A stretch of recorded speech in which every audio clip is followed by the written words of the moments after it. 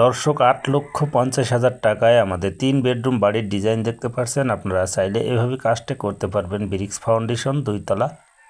আমাদের এই বিল্ডিংটার টোটাল কত টাকা খরচ হয়েছে আমি ভিডিওতে তুলে ধরবো। যাই হোক, তার আগে আমরা সামনের সাইডটা ফলো করি। আমরা সামনের কাজটা করেছি, পিছনে ২টা বেডরুম, আরেক পাশে আরেকটা বেডরুম, ডাইনিং স্পেসের সাথে আমরা সিঁড়িটা তুলেছি। আমাদের সিঁড়ির কাজটা এখনও করা হয়নি, ডেন্টন পর্যন্ত কাজটা করা হয়েছে। আমাদের সামনের সাইড, এটা আছে মেন গেট, অসংখ্য মানের একটি মেন গেট, ৮ ফিট রাখা। ৮ ফিট পরেই আমাদের ডাইনিং স্পেস বরাবর পিছনে 2টা বেডরুম।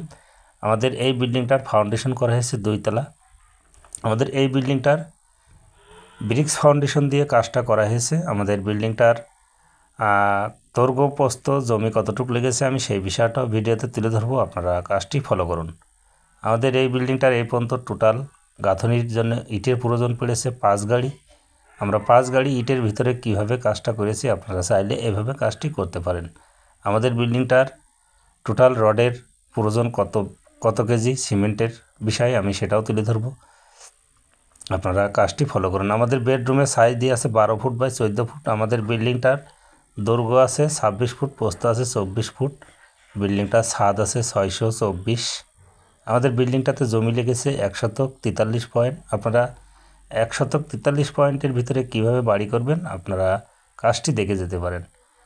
আমাদের এই বিল্ডিংটার রডের প্রয়োজন আছে টোটাল ছাদ দিয়ে লিন্টন দিয়ে 750 থেকে 800 কেজি। আমাদের বিল্ডিংটার ব্রিক্স ফাউন্ডেশন দিয়ে করা, ভিট করা 30 ইঞ্চি ভিট দিয়ে আমরা সলিং দিয়েছি।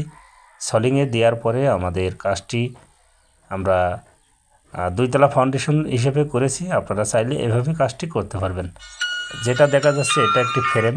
আমাদের উপরের থেকে আমরা কিভাবে কাজটি করেছি তার জন্য আমি আপনাদেরকে দেখিয়েছি। আমাদের এই বিল্ডিংয়ের সিমেন্টের টোটাল প্রয়োজন আছে 190 ব্যাগ। 190 ব্যাগের ভিতরে আপনারা চাইলে এভাবে বিল্ডিংয়ের কাজটা করতে পারবেন।